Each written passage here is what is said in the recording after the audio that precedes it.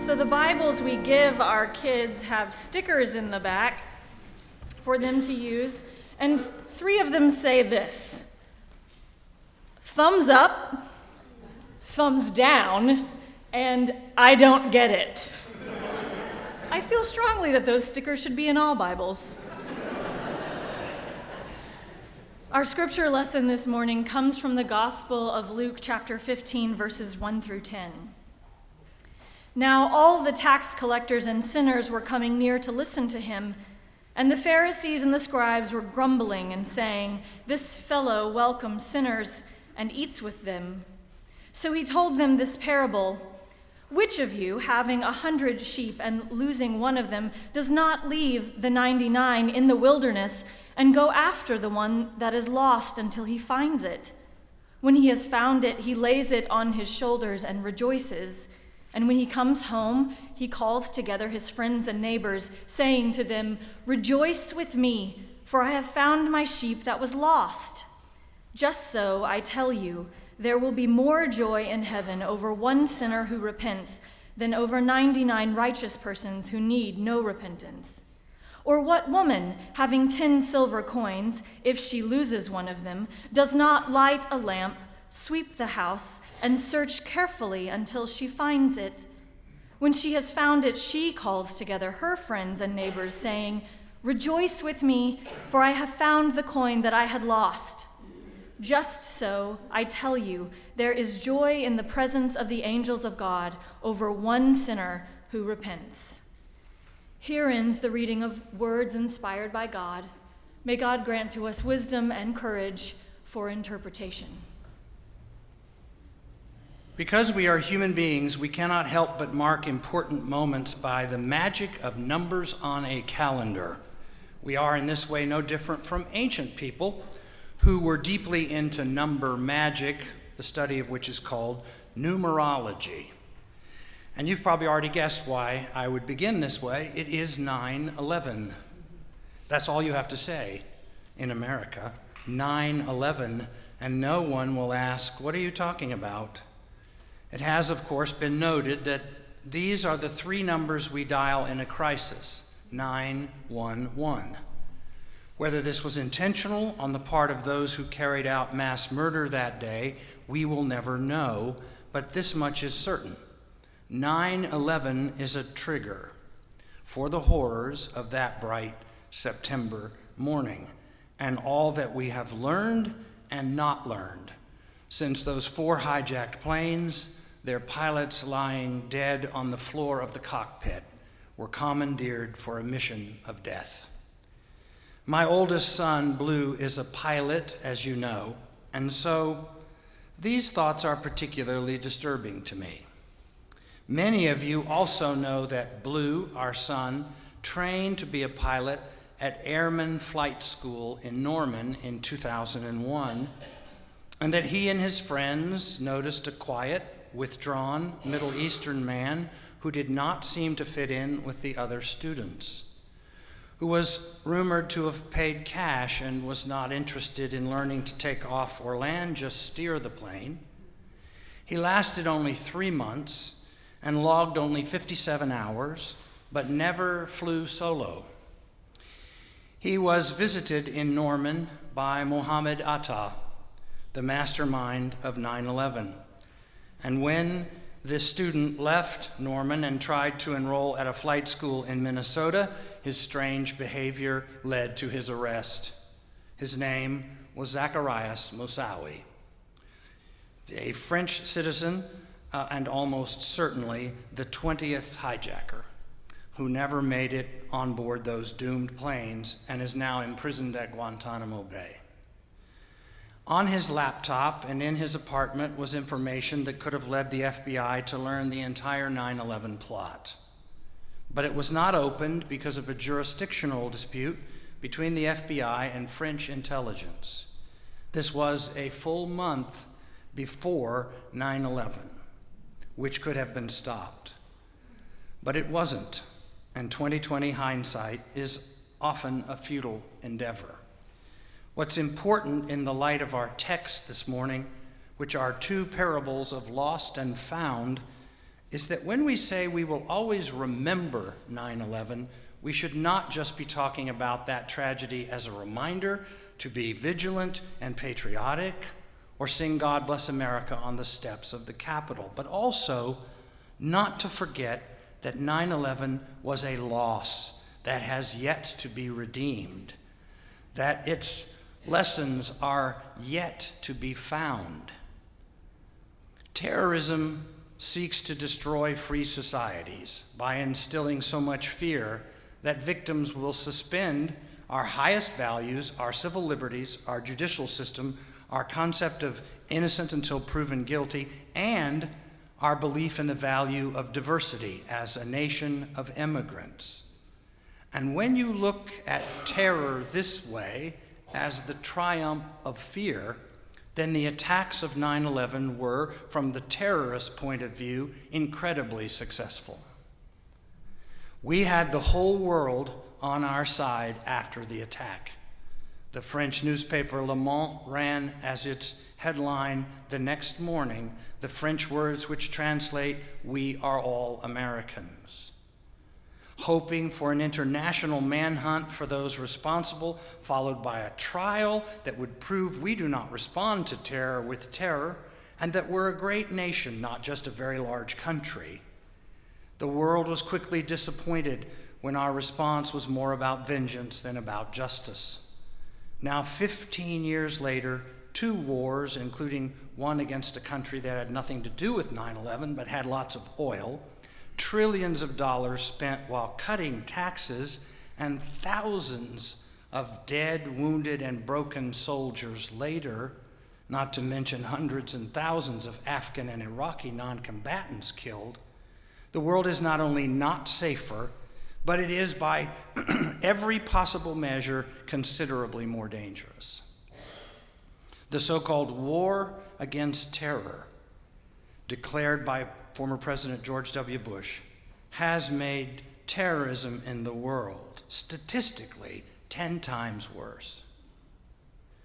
If it is true what people say about America having been awakened by the attacks as if from a deep slumber in which we assume that we are invincible and immune from such terror in a dangerous world, then the 9/11 attacks can be said to be, in a horrific way, a kind of awakening to the world as it really is, full of desperate hatred and growing hopelessness and inequality and the toxic mix of fundamentalist religion and the search by young men for a way to do something they believe will give their lives meaning, make them heroes, and in the eyes of their religion, immortals.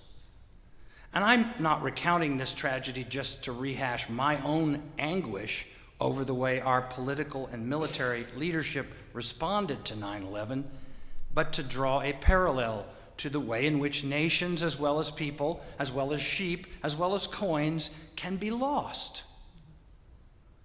What the parables seem to be saying is that lostness is inevitable, but that being found is an act of single-minded and irrational devotion.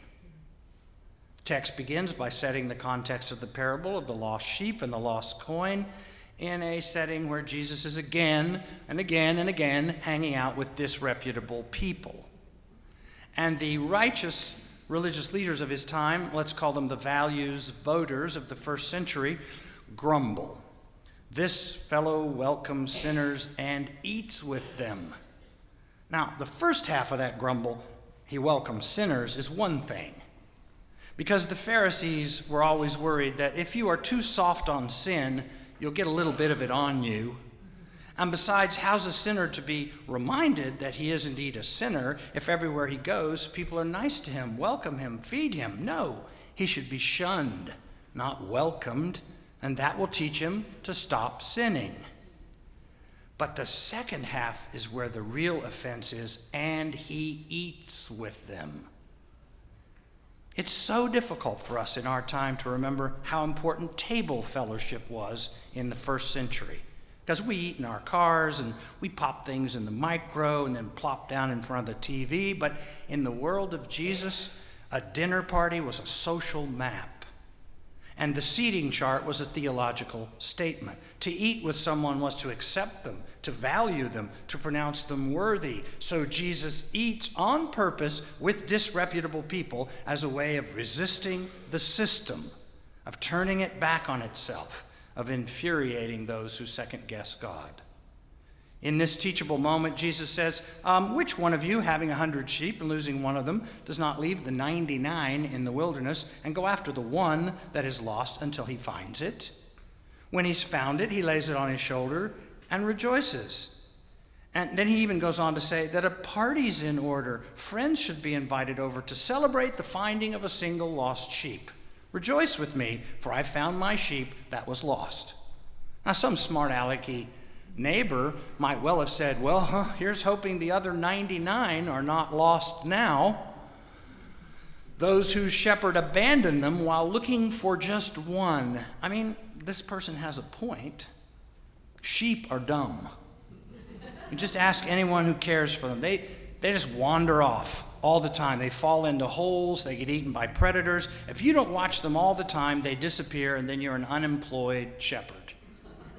Shepherds are supposed to watch their flocks and protect them.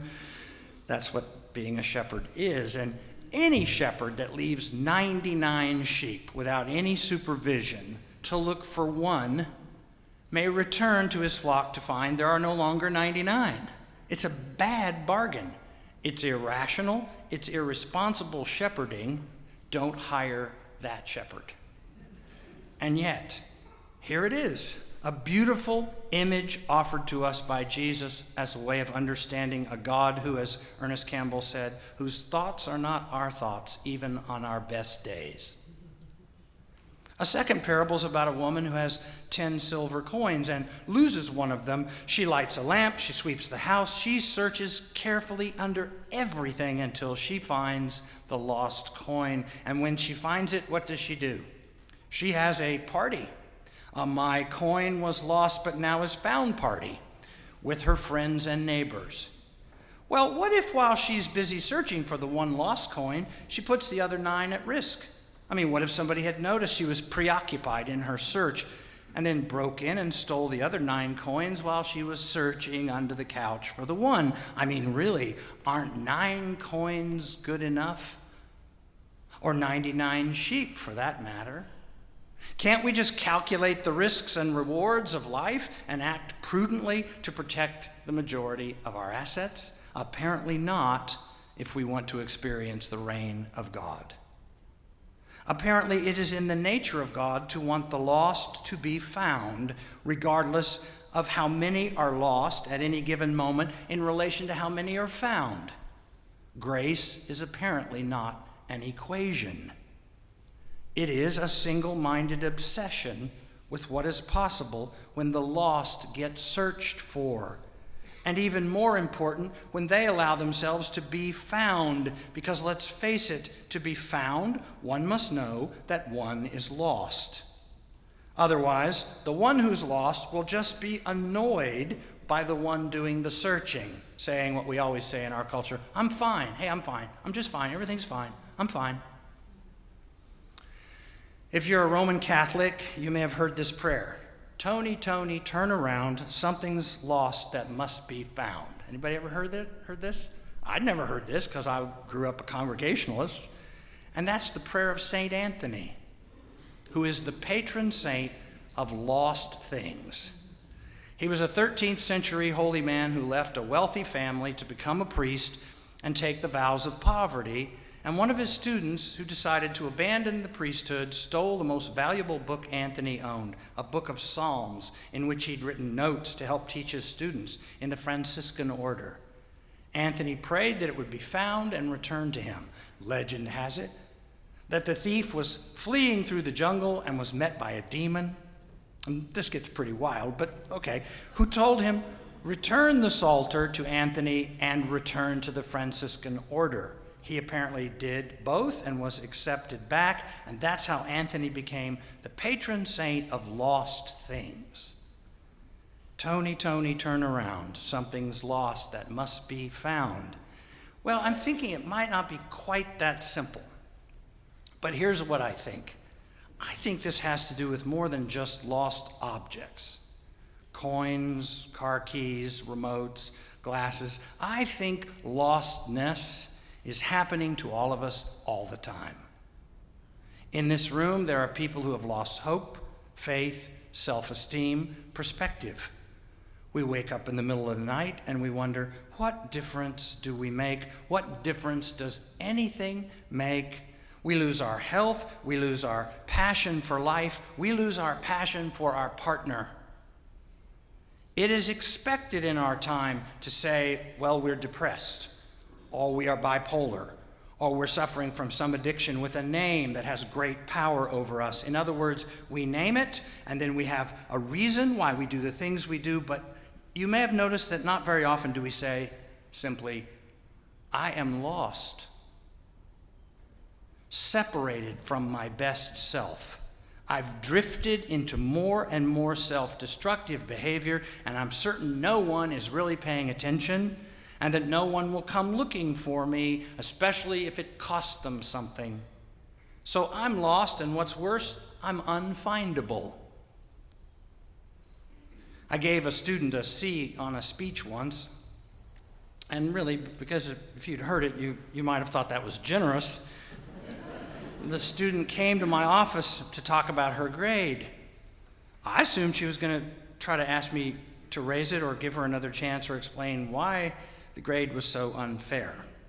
So unfair. But she didn't say any of that. This is what she said. Dr. Meyers, I'm being abused by my stepfather, and I can't pay attention to anything in class. In fact, I have so little self-regard, I can't do anything, much less care about my schoolwork or what my grade is. I'm sorry, I'm lost. Tony, Tony, turn around. Something's lost that must be found. I referred her to a counselor and recommended legal resources to her in case she wanted to bring suit against the stepfather or claim financial resources to start over outside that family. She made it. She made it out alive. She continued her education. She's on her own now and doing well. She came back to tell me that the counselor had turned her life around by listening and by looking out for her. I was lost, she said, and somebody came looking for me, and no one has ever done that before. Sometimes when we lose something, we retrace our steps to find it. So go to the mall where you last used the credit card. Look in the soap dish where you put your wedding ring when you washed your hands.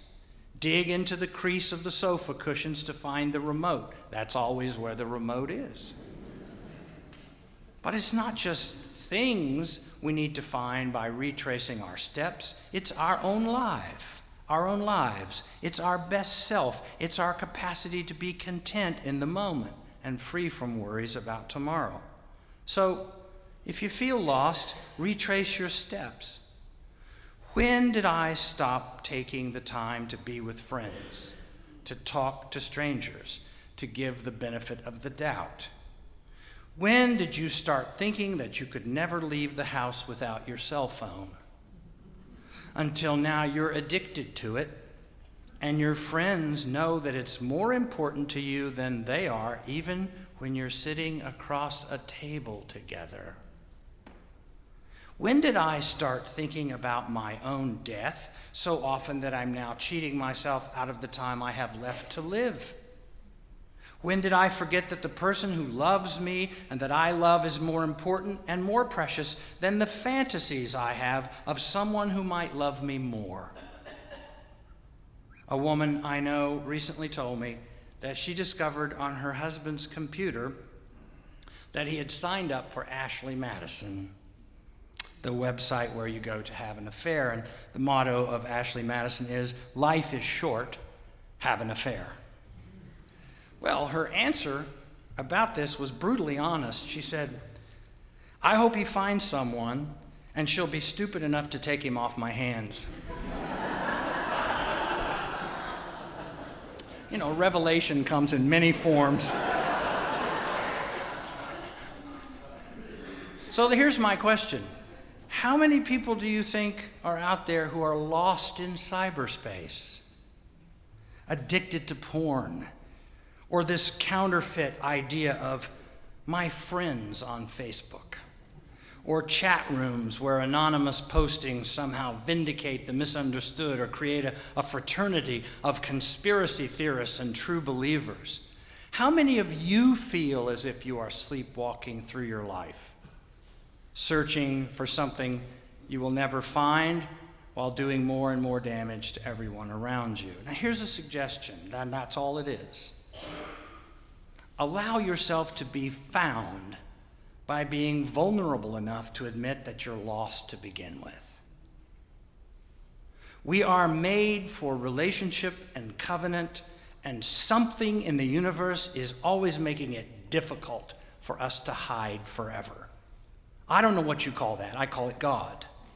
And that's the good news. Because our souls are tangled up in such a way that even the most lost wants to be found, and the finding itself is cause enough to celebrate. Because to be lost is really to cease to exist, and to be found is, to use the old abused religious language, to be born again. In fact, until you are found by someone who moves heaven and earth to bring you home, you don't know what joy is. As for this morning, and what it marks on the calendar, I remember the terror of this morning 15 years ago as if it were yesterday. Taking my little third grader to school and hearing the first reports on NPR, some kind of accident, I believe a small private plane's hit one of the World Trade Towers. There's a fire. That's all we know. We'll get back to you with more details. What I hope and pray for is that we will pay attention not just to what happened that day, but to what has happened since, and admit that even the most powerful people and the most powerful nation can be lost. In fact, that strength itself, or the illusion of strength, is often the root cause of losing our way.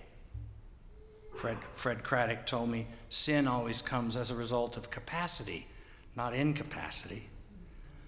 Witness our present political situation, and you will see that being lost can be contagious, and being found can be risky. Now, does this mean we're going to give up? Stop searching? Stop asking questions? Stop turning the house upside down until we find the precious thing we lost? Not on your life. Not if we mean to truly honor the dead. I want my country back, and then I want us to throw a party. We've got our country back party. Amen.